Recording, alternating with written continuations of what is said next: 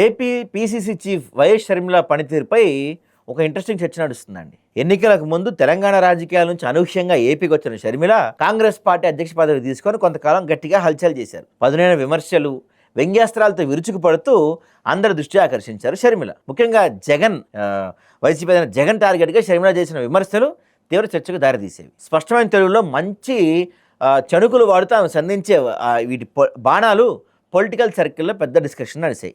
అయితే ఇటీవల కొద్ది రోజులుగా ఆమె పనితీరులో ఇంతకు ముందున్నంత దూకుడు లేదన్నట్టుగా వ్యాఖ్యానంలో వినిపిస్తుంది. మాజీ ముఖ్యమంత్రి వైఎస్ రాజశేఖర రెడ్డి కుమార్తెగా మరో మాజీ ముఖ్యమంత్రి జగన్మోహన్ రెడ్డి సోదరిగా షర్మిలకు రాష్ట్ర వ్యాప్తంగా గుర్తింపు ఉంది. 2014 ఎన్నికల సమయంలో తన సోదరుడి కోసం పాదయాత్ర చేసిన షర్మిల రాష్ట్ర వ్యాప్తంగా తనకంటూ కొందరు అభిమానులు సంపాదించుకున్నారు. అయితే సోదరుడితో విభేదాల వల్ల వైసీపీకి దూరమైన షర్మిల తనకంటూ సొంత గుర్తింపు కోసం చాలా ప్రయత్నాలు చేశారు. ముందుగా తెలంగాణలో వైఎస్ఆర్టీపీ అనే పార్టీ ప్రారంభించిన షర్మిల అనంతరం ఆ పార్టీని కాంగ్రెస్ విలీనం చేసి ఏపీకి వచ్చేశారు. గత ఎన్నికల ముందు ఏపీసీసీ చీఫ్గా బాధ్యతలు తీసుకున్న షర్మిల కడప ఎంపీ అభ్యర్థిగా పోటీ చేశారు. ప్రస్తుతం ఎంపీ వైఎస్ అవినాష్ రెడ్డి చెమటలు పట్టేలా పోటీ ఇచ్చారు. దురదృష్టవశాత్తు ఎన్నికల్లో ఓడినా తన గళంతో వైసీపీకి ఊపిరాడకుండా విమర్శలు దాడి కొనసాగించి నిత్యం పొలిటికల్ సర్కిల్స్లో సెంటర్ ఆఫ్ అట్రాక్షన్గా ఉన్నారు షర్మిల. ప్రతిపక్షంలో తమను షర్మిల ఇంతలా టార్గెట్ చేయడం ఏంటి అని వైసీపీ నేతలు కూడా తలలు పట్టుకుంటున్నారు. ఒక విధంగా చెప్పాలంటే వైసీపీ కంటే నలుసులా ప్రవర్తించిన షర్మిలను ఎలా ఎదుర్కోవాలో తెలియక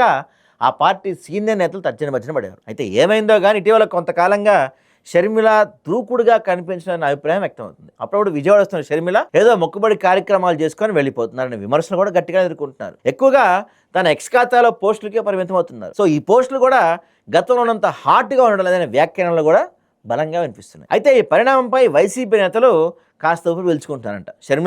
షర్మిల నుంచి తమపై దాడి తగ్గడంతో వారు ప్రభుత్వంపై యుద్ధానికి ఎక్కువ సమయం కేటాయిస్తారని చెప్తున్నారు.